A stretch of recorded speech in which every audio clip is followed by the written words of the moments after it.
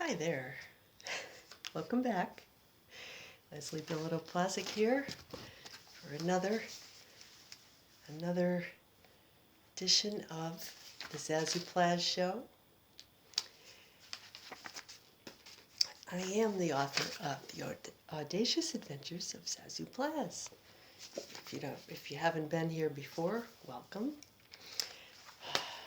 October 11th, 2020.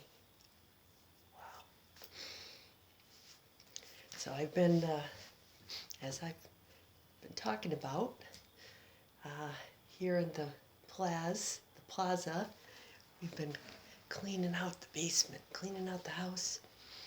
As all this Capricorn energy is hitting my fourth house of foundations, family, home. So it's all getting cleaned out this year. Wow. So yesterday, and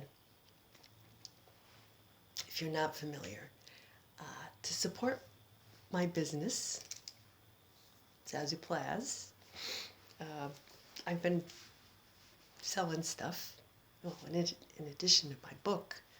So if you haven't read the book, I definitely recommend it. Now's a good time. In addition to selling my book, I have been selling off stuff. Last year I sold a ton of stuff to pay for the publication of my book, and now I'm building a website. I'm doing these videos, but I'm planning new adventures for Zazoo, new events and things. So to pay for those and to lay a good foundation, I've been rummaging through closets and things. And this weekend, I found my Creative Memories scrapbooking bag. So if you know anybody who wants one, it's in mint condition. I only use it a couple of times. When Jack was about 3, I joined the local moms club, and there were some moms who were into scrapbooking back then, paper crafts. So I went wild all over it because I love anything to do with. Okay, I'm a sappy sentimentalist. What can I say? I like to revel in memories and back then we didn't have all the tools that we have, on the computer to do it. All the digital stuff. Back in like 2006, so I bought all that stuff. My husband got me a big bag to put it in, and I used to go to these scrapbooking nights with other moms, mostly, and we'd all sit there, we'd have some kind of refreshments, and we'd spread all our stuff out on the table and get to work. We'd have our photos from our vacations and all our mostly baby and little kid pictures, and we'd have our albums and our creative memories was, I don't know if they're still around, but this is one of those companies where your friend has a party and they get free stuff for selling you stuff. And so my friend had a Creative Memories party, and I bought all these little cutter things where you put the paper in and it makes little squares and little circles and little triangles. And I had a ball. I had so much fun. But the thing was, I kind of got a little carried away. And, the other moms would do a nice, simple page. I'd be putting all this stuff. I don't know. They would look at me, and I kind of would get a little carried away. Not that I ever get carried away at anything. Those crickets. I hear crickets. There are crickets out there. But okay, so that's going to be another story in another book. But anyway, what was I? Oh, the bag. So I'm cleaning out the bag. And they're all, all my tools were inside. Everything was in there. We couldn't fit anything else in the closet because the big bag was in there, And I don't go to scrapbooking events anymore. Nobody has them. Everything is digital. but I have all this nice paper and all these tools and things. So I fit them into two, those bins that you put the Christmas, decorations in that snap together. And I figure I can make cards and, use the paper up for wrapping and things like that. Because it's pretty, it's all different patterns and stuff. And so I'm looking in the bag and I find this big, treasure chest, this snap tote, little snap tote with photos in it. And there's all these great pictures of the kids and things that I forgot, things I've been looking for. Once I cleaned out the bag and put it up on Facebook for sale, I found the real treasures, which were these photos that I can scan now. I can, put them up, online in the cloud and clean up my life, get rid of all these old albums and things that are getting in the way. We need space. What we need now is space and air. You feel it, right? We need room. And that's what I'm craving. So, in the process of cleaning out, finding all these treasures, I found a photo of my grandparents. Now this is these are my mother's parents, Flora and Leo.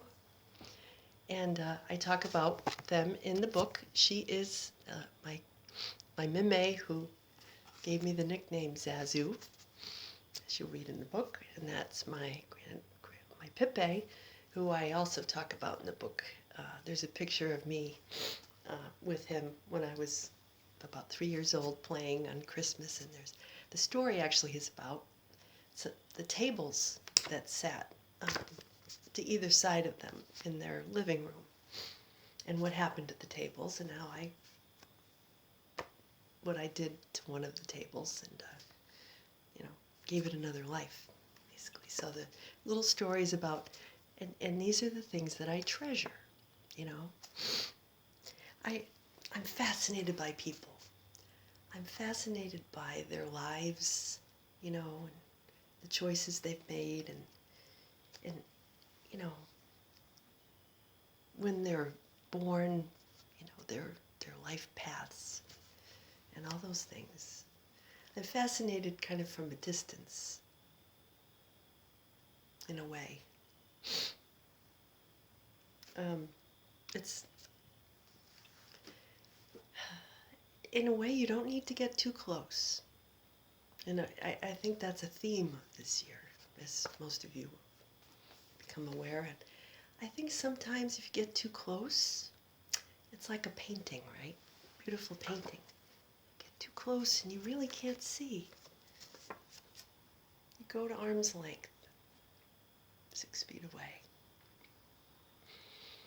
We perceive each other's light, each other's auras.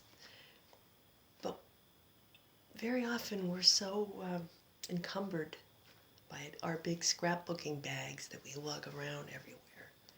So much stuff, right? So much clutter and stuff like that.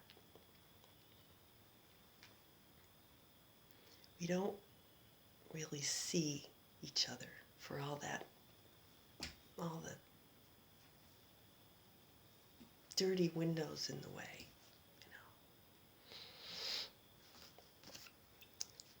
So beginning of October is a special time. It was when they got married, and it also happened to be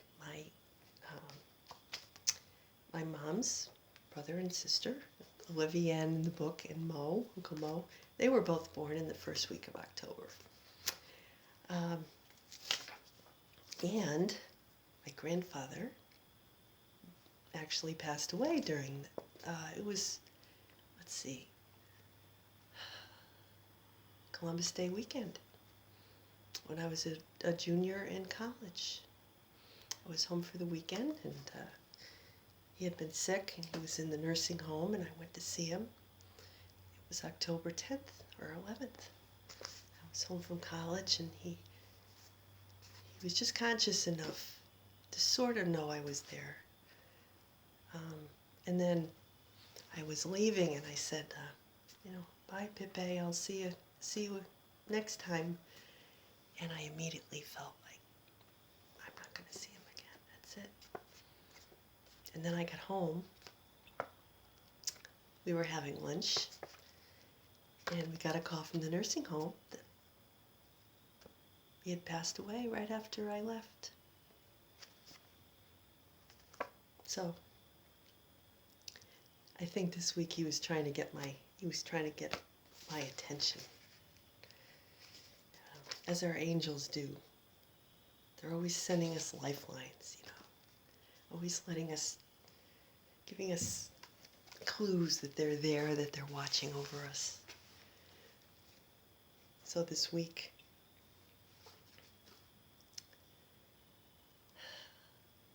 I was,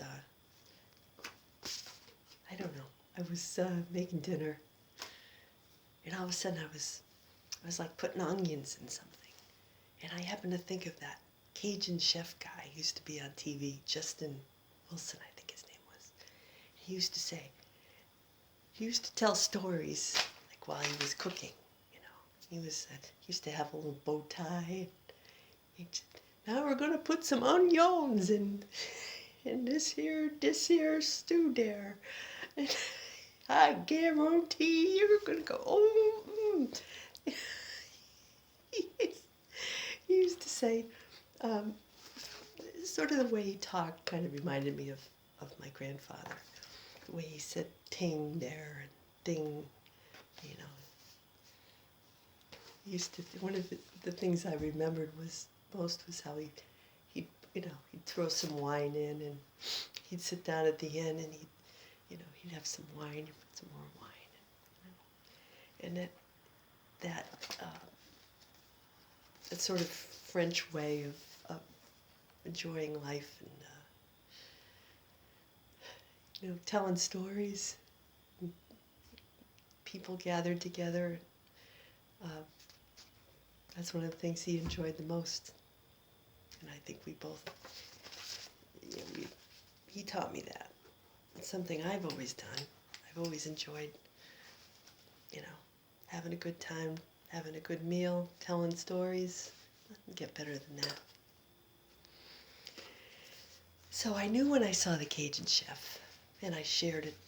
I shared it in the French Descendants Facebook page, and I got like 250 people who were like, oh yeah, I remember him. He was great. Oh my gosh, he was so funny. Then you get a couple. This one lady said, oh, he wasn't French. I said, but of course he was. Turns out his mother was French. Olivet something. So anyway, I said, oh, in fact, she was. His mother was French. See? Lovingly pointed that out.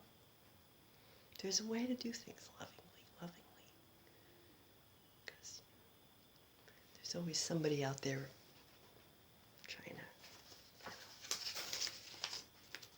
trying to call you out. But if you're light on your feet, you can respond in a loving way that spreads some light. So be on the alert for the lifelines somebody's trying to send you. It's like, calling the lifeline on that Who Wants to Be a Millionaire. Call. If you call, you've got to be on the alert for when it comes. You're going to listen to the advice or not. I guarantee somebody's trying to get a hold of you. Get rid of the baggage. That's all for today.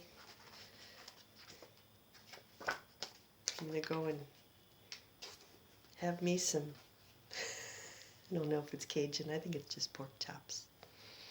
Pork chops and applesauce, like they used to say. Peter on the Brady Bunch used to say. Nice little baked potato on the side, some vegetables. Fall always makes me think of pork. Pork and apples.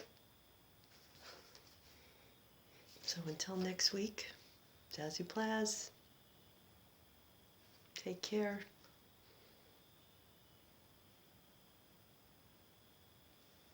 See you next time.